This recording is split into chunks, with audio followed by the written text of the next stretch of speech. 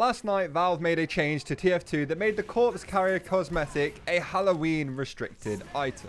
Now, this is the first time I believe they've done something like this before, where they've added an item into the game, non-Halloween restricted, and then restricted it afterwards. And that obviously got me thinking that maybe this shouldn't have been the first time something like this has happened, and that potentially some of the cosmetics from past crates should have also been Halloween restricted, or even some cosmetics that are Halloween restricted shouldn't have been. So today, I want to talk about the restrictions for a little bit and why this seems so incredibly inconsistent.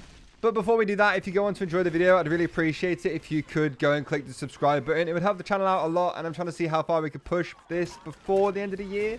So please scroll down and press the button.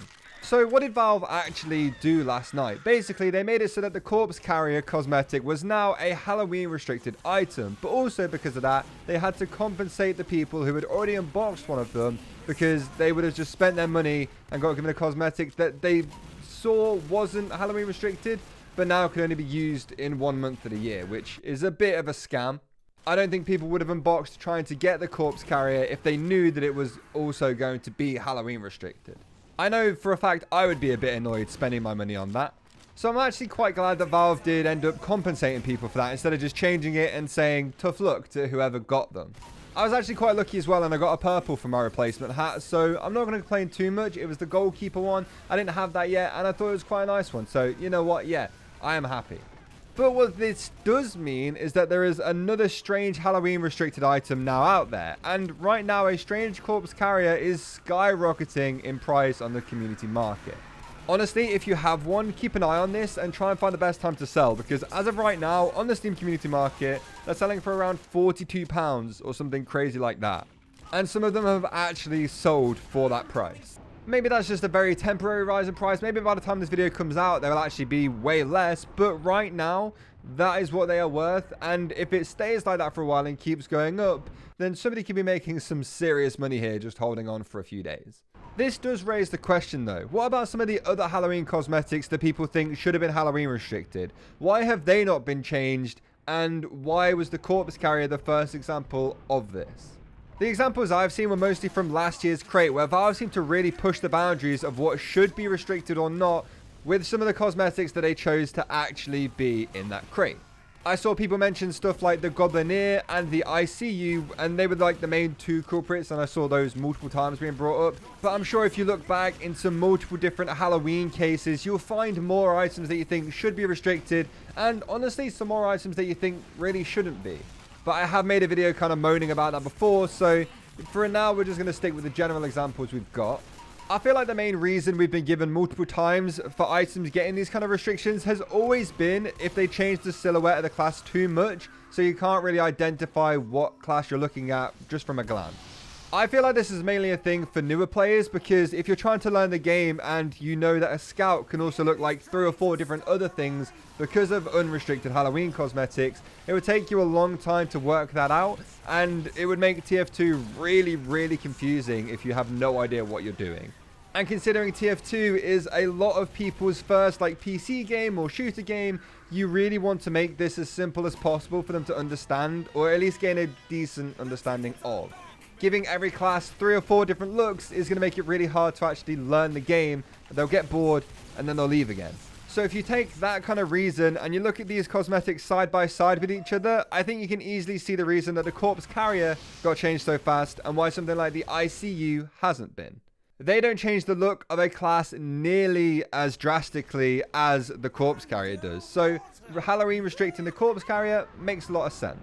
But as much as I still think that, the ICU is really pushing the boundaries of what should and shouldn't be restricted, I don't think it does deserve to have that on it. You can easily tell just by looking at the Corpse Carrier how this would be so confusing in so many games. Like, which body do you shoot at? And as a sniper, you might end up accidentally aiming for the head of the cosmetic and not the head of the actual scout that is running around. Like I said, I've made a whole video ranting about Halloween restrictions before, so it's actually kind of strange that the same conversation I was having last year came back up again now, and that Valve have actually changed something within the game that has started this whole conversation, and it's not just me wanting to complain about something one day. But now I get to make this video about it, so it's all come full circle. I personally think there is no way that you look at the Corpse Carrier and think that should be an item that you can use all year round. Especially when in the same crate you have a dog head for the soldier and a monkey head for the soldier that are Halloween restricted, and arguably change the look of the soldier way less than the corpse carrier does for the scout. So obviously you've got to ask the question, how did this even happen? How did the corpse carrier get added in as a regular item instead of being Halloween restricted straight away? Like, what are the actual rules that they use to judge Halloween restrictions in the past? How do they decide what is going to be restricted and what isn't? And how did the corpse carrier get through all of those rules? So I fully understand why the community is very confused about how this item, one, even got put into the game to start with, and two, wasn't Halloween restricted to start with. Don't get me wrong, I think this cosmetic is amazing. I don't think there's been a funnier cosmetic that got added into TF2 for a very, very long time, and the memes on Twitter from it have been incredible. But if you are looking at the gameplay and being like, we're not trying to confuse new players, it makes no sense that this is in the game full time. Yes, I love it, and I think it would be hilarious if it was in the game all the time, but I do understand how confusing that would be, seeing a scout with another scout attached to him, especially if you are a newer player.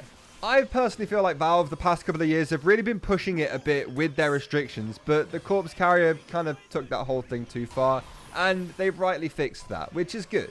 I don't think things like the Goblin Ear need to be Halloween restricted because, yes, it changes the look of the NG space, but the general shape is the same. There's just extra ears and stuff, and there's cosmetics that have extra ears and, like, other stuff. So I think that one is honestly fine.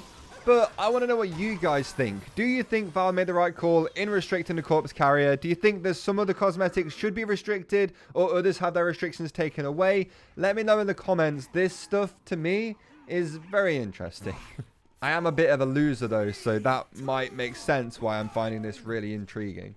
But yeah, if you enjoyed this video, please make sure you leave it a like and also subscribe to the channel if you're new. It would mean a lot. I also have a Patreon, which is linked down below, along with a Discord and a merch store if you wanted to buy yourself anything from there. You obviously don't have to, but they are there and it would mean a lot if you check them out. But anyway, thank you all so much for watching the video, and I'll see you all next time. Goodbye.